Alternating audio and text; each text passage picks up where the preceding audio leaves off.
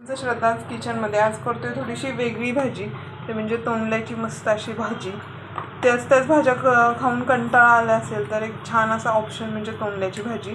तोंडले छान चिरून घेतलेत, कांदा टोमॅटो आणि कढीपत्ता घेतला. अगदी बेसिक पद्धतीने झटपट होणारी ही भाजी आपण करूया. आणि तापत ठेवले, याच्यानंतर टाकायची मोहरी,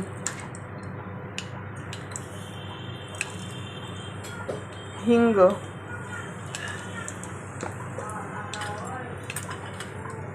जिरं, कढीपत्ता, कांदा, टोमॅटो घ्यायचे, छान 2 मिनिटं परतून.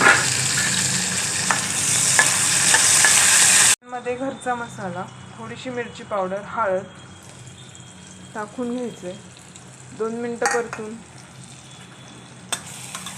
लगेचच आपलं जे तोंड आपण चिरून घेतलेलं धुवून स्वच्छ टाकून द्यायचं. थोडंसं मीठ टाकायचं आणि होऊ शकतं सगळं आपण छान एकजीव करून घेतलंय.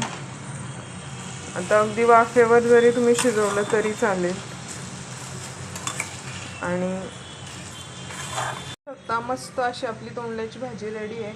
जर शेंगदाणा तुम्हाला हवा असेल तर तुम्ही टाकू शकता आणि एन्जॉय करू शकता मस्त अशी भाजी.